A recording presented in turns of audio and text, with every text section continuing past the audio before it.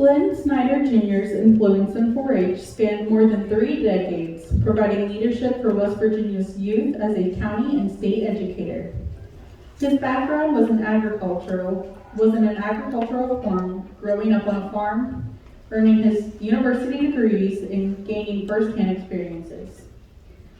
Glenn believed 4-H is the way of life, having influenced his family for more than 70 years, first his mother and then his own family.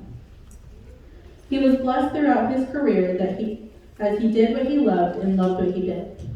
He stated that while cattle, sheep, and hogs were end products, the livestock was only the tool used to help young people grow and develop.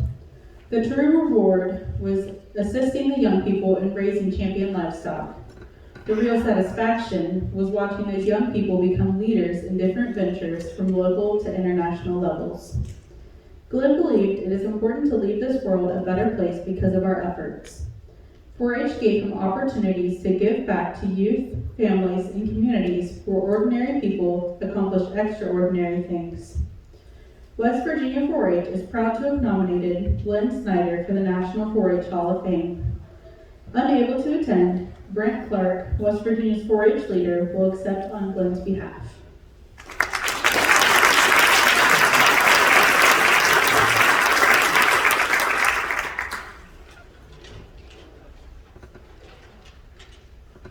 Good evening. It's my pleasure to represent Glenn Snyder Jr.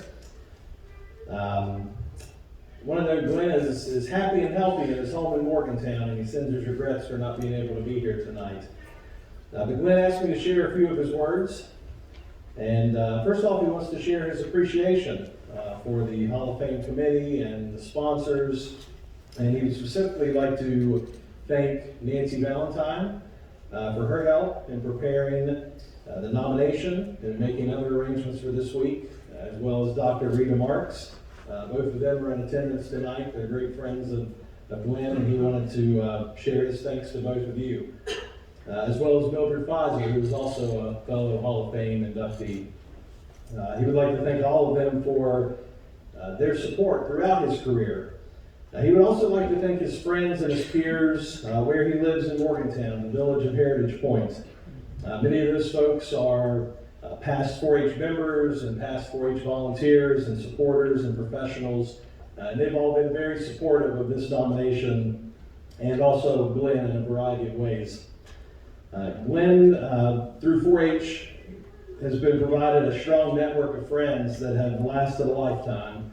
And Glenn said it's a blessing to interact and to be connected with so many people who are committed to the ideals of 4-H. Last and certainly not least is Glenn's family and his appreciation for his family. His family was his major and is his major support group. He has 5 generations within his family who have been involved in 4-H, starting with his mother as a 4-H club leader. His mother and Glenn's wife was a 4-H member and active in West Virginia 4-H. She was always supportive of him and his work. His daughter and future son-in-law were both active in 4-H in West Virginia. His grandson managed the WVU dairy show herd. And most recently, he's been extremely proud that his great-grandson has just started his 4-H career as a clover bud. And so far, he loves it. Glenn's just tickled. He talks about that all the time. His family sacrificed much time with him throughout the years, and as you can see, 4-H was a way of life with Glenn. On behalf of Glenn and his family and his friends and his colleagues and West Virginia University, it's my great honor and pleasure to represent him and to thank him for his contributions to the 4-H program.